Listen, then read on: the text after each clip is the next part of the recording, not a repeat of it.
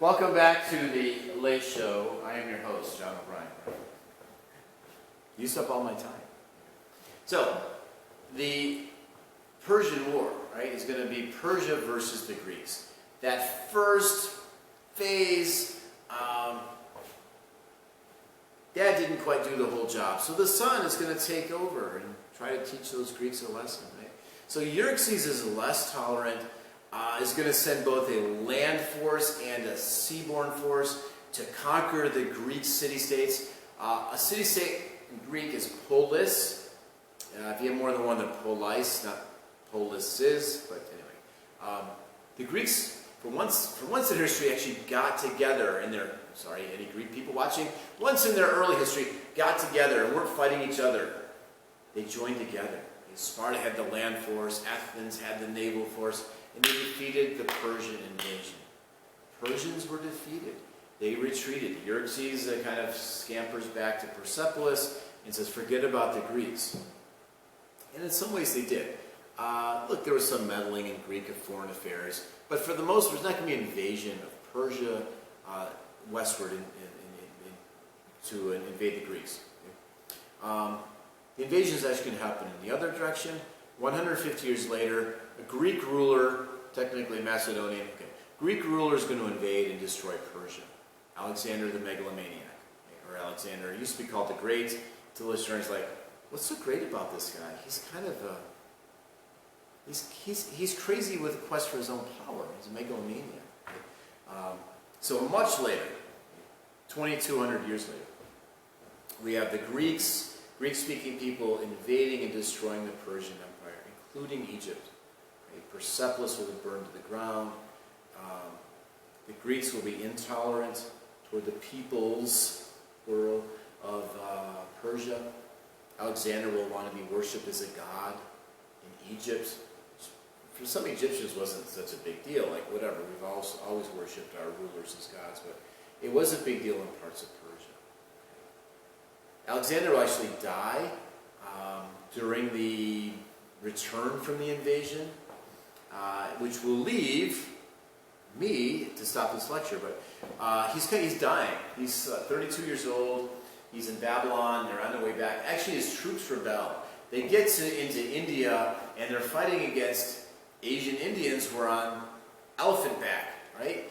And Alexander's soldiers who've been on the road fighting alongside this guy for 12 years, like, I've had it.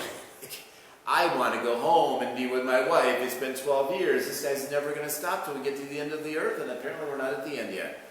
So they force Alexander to turn around. And he dies on the way home. But his body had been racked by, historians debate this, but all types of, his body had been weakened by advanced alcoholism and probably typhoid. Who knows, battle wounds.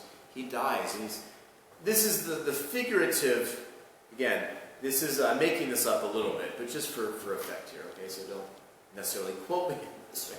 But he's kind of laying there dying, and he's got his generals standing around like, okay, man, who's the next ruler going to be? You've conquered all this territory, but you've never organized it. You've just been fighting and drinking all the time and having, burning down Persepolis, right? Burning down the great library of Persepolis with all that great learning that will never recover anyway.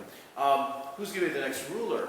And, supposedly Alexander says, to the strongest, right? And then the three guys look at each other and almost immediately start fighting one another, right? So the empire will be divided. Most of the Greek mainland by Antigonus, most of Persia by a general named Seleucus, who starts the Seleucid dynasty, and Egypt by a general named Ptolemy, which starts with a P, P-T-O-L-E-M-Y, right? Ptolemy. Ushering in a new empire called the Seleucid. Whoops, didn't mean to switch that there, folks. Okay. So we'll pick up on that next time. Before I get too far away from Cyrus, I do want to put up a bit of video that I'm sure the BBC is going to flag me for because they don't like me broadcasting this. And their algorithms pick it up. So look, Andrew Marr, if you're watching this in England, I'm actually promoting your series. Okay, I'm just showing one little clip. which I would normally show in class, right? The next new empire, that of the Persians. And their most famous ruler wasn't exactly a wallflower either. Well, I am Cyrus, great king, mighty. that isn't working. Okay. Where's my IT support? I have to actually get rid of this before you can see the video. Great. Well, now BBC will get mad at me. Okay, so it's going to show Cyrus is maybe not always the nicest guy. So through Judah, the Assyrian. I had it all queued up. I am Cyrus, great king, mighty king, king of the globe, king of the 4 quarters of the earth. We have heard this kind of thing before in world history. We'll hear a lot of it again. But what does make Cyrus the Great different, and possibly even great, is that unlike any previous ruler, he listened to the people he conquered. He was open to cultural and religious influences. And if that makes him sound like an early liberal, think again, because before the listening came the old business of the conquering and the slaughtering. In 547 BC, the mighty Cyrus turned his attention to one of the wealthiest little kingdoms in the world. These are the ruins of Sardis, the capital of Lydia in what is now Turkey. The Persians were hitting back against a troublesome rival, but they were also following the money, because the Lydians were rich. And when the invaders came knocking, they knew exactly who they were looking for. Croesus, the king of Lydia. He may have been the richest man in the world, but now, as he tried to hide with his son, his great wealth was putting his life in danger. And that great wealth came from right here. This doesn't look much like a significant site in the history of the world economy, but it is. This is the riverbed of the Pactolus, which in ancient times was a stream running with very rich gold and silver deposits, which the Lydians learned to refine and turn into reliable, valuable coins, which circulated all around this part of Asia. There was gold in the hills up there, and this is why even today, when we're talking about somebody who's loaded, we say he's rich as Croesus. Croesus's gold coins were stamped with symbols of power and strength, the lion and the bull. Now, other cultures had currencies before. They'd had bronze or silver or even rare seashells. But what the Lydians did for the first time was produce gold coins of a reliable weight and purity. Even today, when people are frightened about the banks and governments, they go to gold. Well, it started here.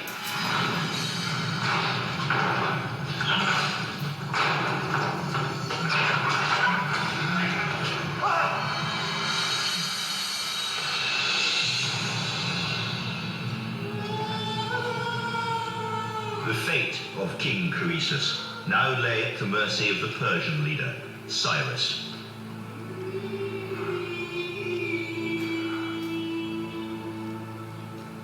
Lessons from history.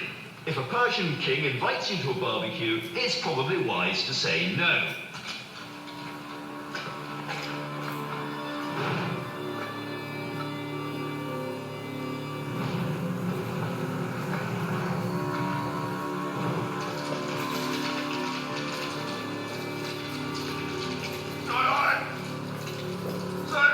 Croesus called on the god Apollo to save him.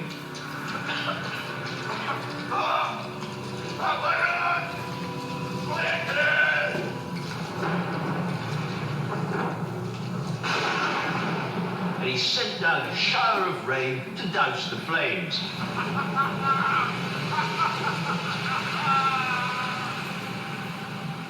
Well, maybe not. Some of what we know about Cyrus and Croesus we think we know because of the writings of the great Greek historian Herodotus. The trouble is that he is not an entirely reliable witness. Apart from being known as the father of history, Herodotus is also sometimes called the father of lies. He certainly had that fatal journalistic weakness for a great story. According to Herodotus, the Persian king asked his prisoner why he'd fought him. Croesus typically blamed the gods. Thought Cyrus. Bad advice? Well, said Croesus, in peace, sons bury their fathers, but in wartime, fathers bury their sons. My dearest Cyrus. Fair point, thought Cyrus, rather well put. And so he let Croesus off the hook and appointed him as his advisor instead. But it wasn't just wise advice and mottos that Cyrus got from Croesus.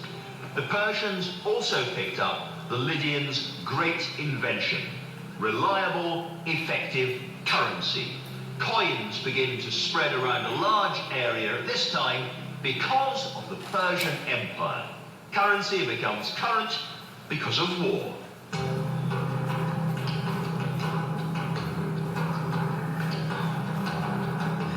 Enriched with the gold from Croesus, Cyrus carried on his rampage across the Middle East, and 8 years later, he conquered the great city of Babylon. There, the Hebrews of Jerusalem had been exiled and enslaved, weeping by the waters of Babylon, says the Bible, and Cyrus set them free, sending them home.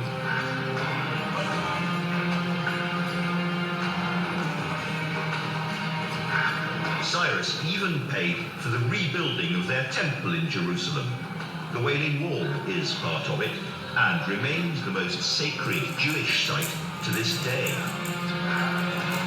Through these acts of religious tolerance, the Persian king became the only Gentile ever to be honored with the title Messiah. Like the Assyrians, like every great ruler before him, Cyrus had hacked and slaughtered his way to power. This period of history is a long catalogue of butchery and burning. But out of it comes the alphabet, the first standardized currency, and the birth of one of the world's great religions. Free and back in Jerusalem, the Jewish faith